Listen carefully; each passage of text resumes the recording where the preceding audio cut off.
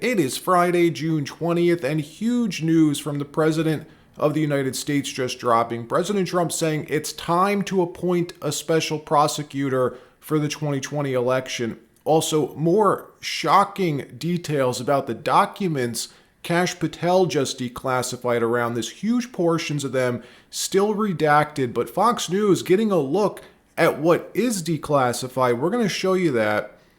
You're going to want to see it. And major backlash over Senator Mike Lee's new affordable housing bill.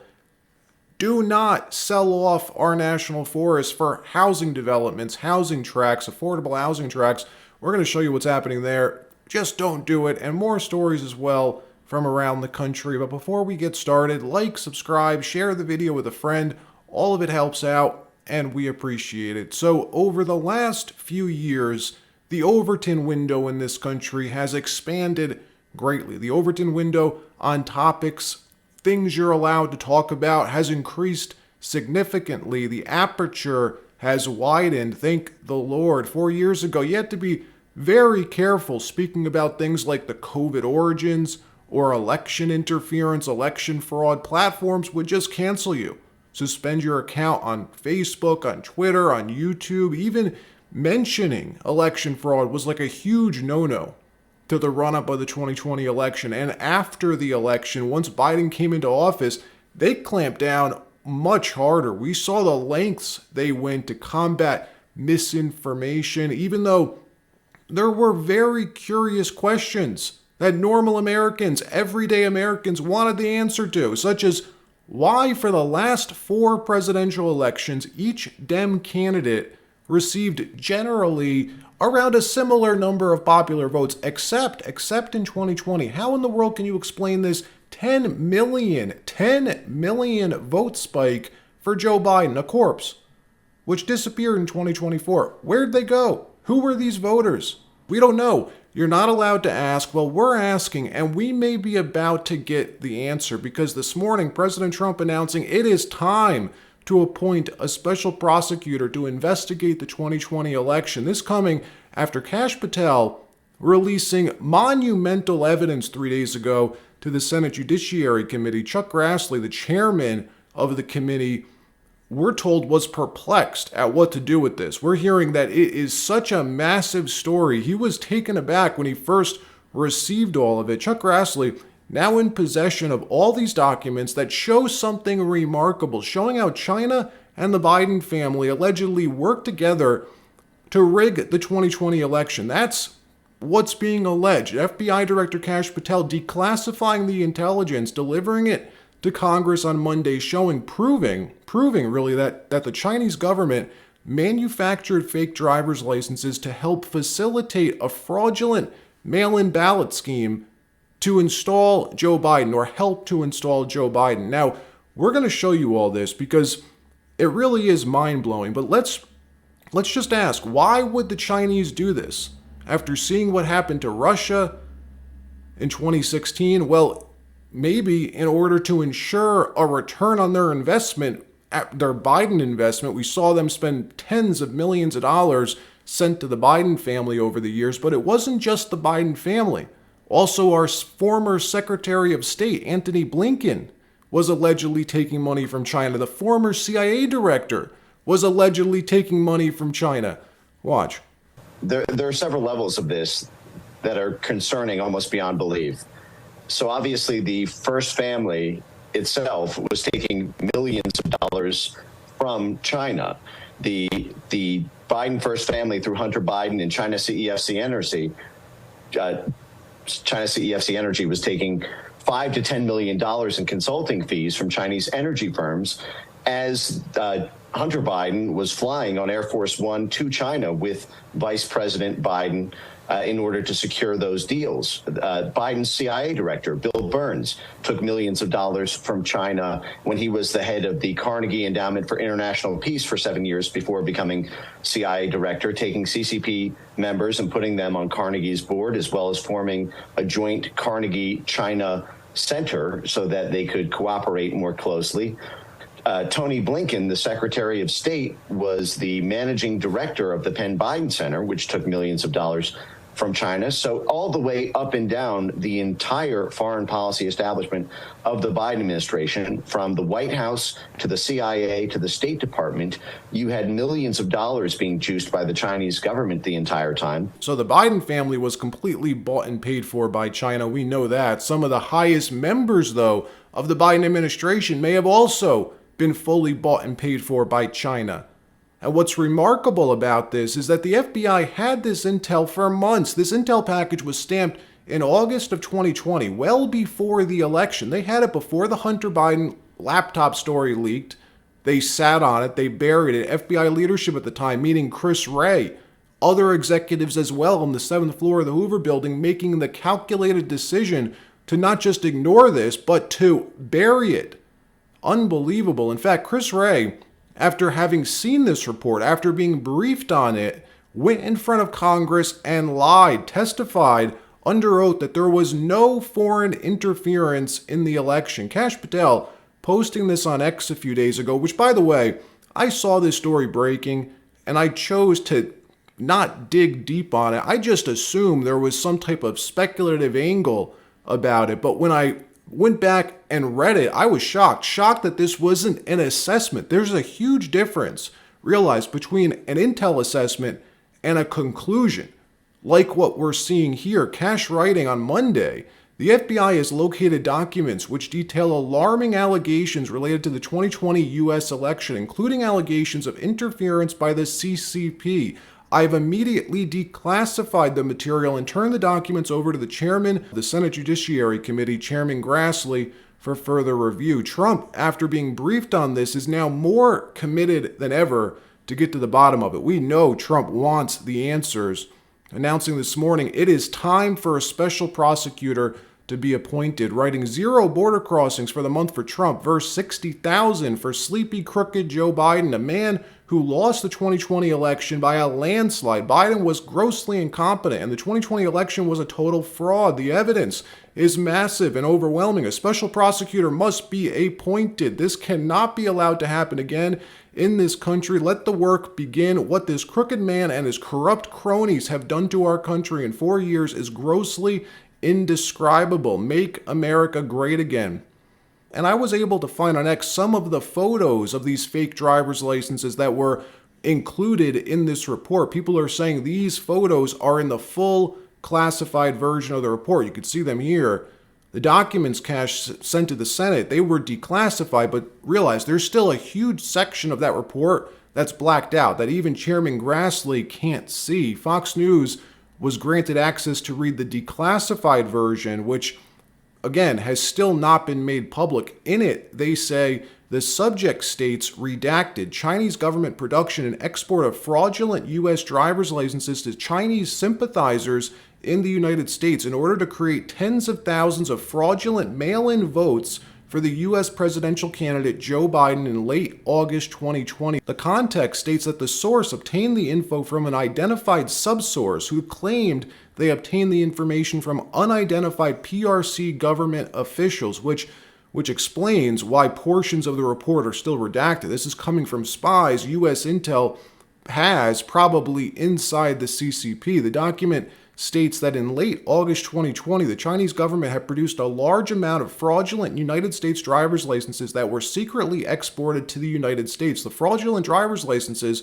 would allow tens of thousands of Chinese students and immigrants sympathetic to the Chinese Communist Party to vote for U.S. presidential candidate Joe Biden, despite not being eligible to vote in the U.S. China had collected private U.S. user data from millions of TikTok accounts to include name, ID, and address, which would allow the Chinese government to use real U.S. persons' information to create the fraudulent driver's licenses. The fraudulent driver's licenses were to include true ID numbers and true addresses of U.S. citizens, making them difficult to detect. China planned to use the fraudulent driver's licenses to account for tens of thousands of mail-in votes. So why in the world is there no coverage about this? There's like a media blackout on this story, folks. Fox wrote a piece publishing it on their website, but there's no live coverage about it. When in 2016, we saw 24/7 coverage about a fake story that Russia interfered to help Donald Trump. This is one of those things that drives me crazy about our media today. They're saying that there were possibly hundreds of thousands of fake driver's licenses that were pumped into this country. And let's not forget, Trump only lost in 2020 by 37,000 votes. Mike Benz, former Intel official during Trump 1.0, he had this to say about how big of a story this really is. Roll the tape. And then the more you think about this story, the more shocking it gets when you think about the massive, biggest election censorship event in human history, which was DHS CISA's censorship of the 2020 election, specifically to stop election misinformation, which was all run out of a group that Chris Krebs formed called the Countering Foreign Influence Task Force, which you would think would have been the exact task force at DHS set up to stop something like this and set up to be responsive to something like this, when in fact it did the exact opposite. They told us there was no foreign interference. Now, how does the FBI know this, and the CIA know this, and the DHS task force, who is responsible for stopping the domestic side of this operation, not be informed? How is it possible that this intelligence was circulated at the FBI and CIA levels, but not at the DHS level? And so that is an immediate question for Chris Krebs and Alex Stamos. Well, we can actually answer the question for you, Mike, too. The document I actually saw the document and got some of the quotes from it. It was circulated to the Department of Homeland Security in addition to the CIA. So they were, now it doesn't say CISA, it does say DHS, so at least the senior component got it. And when it was called back, they asked all those agencies to destroy it. So it was sent out to Homeland. Let me know what you think about this in the comments. Should Trump appoint a special prosecutor? Should this be something that's thoroughly investigated by Congress, by the FBI? We know the media will do everything in their power to not cover it, but for the good of our country, shouldn't we know exactly what role China played? Let me know what you think. In another story, Senate Republicans now proposing to sell off up to 3 million acres of federal land, national forest land, to make way for housing tracts, housing developments. This proposal, spearheaded by Republican Utah Senator Mike Lee, who we usually like on this channel, but is finding major pushback from Republican voters. Let's break down what's happening here. So Mike Lee's proposal, he says, is aimed at selling a small amount of federal land in order to raise revenue and spur affordable housing. His plan, he says, wants to create a board that will auction off up to 3 million acres of federal lands, meaning national forest land, auctioning it off for very little money to developers to build new housing tracts. The original plan does include large tracts of national forest bordering places like the Olympic National Park. The original plan, the original proposal included the Olympic National Park in the language, something that, I don't know, in my opinion, is insane. If you've never been to the Olympic Peninsula, you need to go. It is one of the most beautiful places in the lower 48. The Hoh Rainforest is like out of a fairy tale. And it's not just parkland that's beautiful, but all of the Olympic Peninsula's national forest land. It's protected for a reason. It's a gem of the United States. Here's Mike Lee pushing back on the criticism and claiming they're changing the bill now to only allow land that's already within 3 to 5 miles of an existing population center. Watch what he said. You are hated by many members of my family because you want them to stop fishing. You want them to stop going to the national parks. They've been hunting in certain areas and you are going to take it from them. Yeah, look, if all I knew about this bill were the falsehoods being circulated by the left, I'd hate it too. But look, Glenn, here's the truth. Every one of those statements that you made in your opening reflects falsehood. What we're dealing with is an entire generation of Americans that'll fail to launch if we can't bring the dream of homeownership back within reach. And years of failed policies have helped drive up inflation and helped make living entirely unaffordable for young Americans. We can't let that happen. Meanwhile, the federal government owns 640 million acres of land, nearly a third of all land in the United States. The vast majority of that land has zero recreational value. disposing of a fraction of 1% of that so that the next generation can afford a home is a common sense solution to a national problem. Now, there are a lot of... Mike, I will tell you that sounds great, but you're talking about building affordable housing deep in the Olympic Peninsula, which is a rainforest. It's a beautiful place. You just want the Olympic Peninsula to have houses in it? Absolutely not.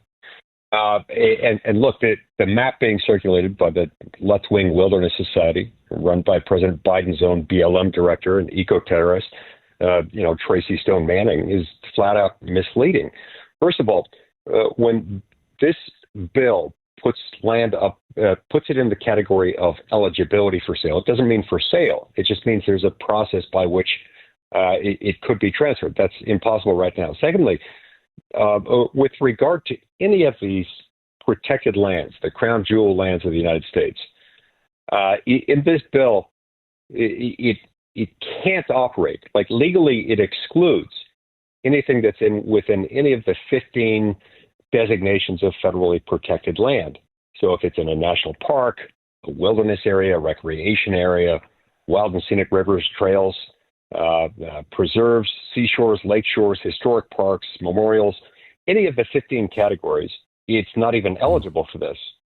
And they're working on changes to further limit eligible lands to those Forest Service-owned lands within 2 miles of a population center, and lands managed by the Bureau of Land Management within 5 miles of a population center. So this deals with land that is only in or near a place where people live, and it doesn't authorize the sale. It authorizes a process whereby it could be considered for that purpose. I have heard from my environmentalist friends and family that doesn't give anyone they have no say in their own lands. They have no say in their own lands. You're just going to take it, and there's no process. You're just going to decide and take it and sell it. Yeah, all absolute falsehoods. And look, the bottom line... What is the process? What's the process, Mike? The process for it requires the nomination, the application to the Bureau of Land Management or to the U.S. Forest Service. They say this meets these criteria. It doesn't fit within any of the categories of protected land. It's within either 2 miles or 5 miles of an existing population center, depending on whether it's Forest Service or BLM land.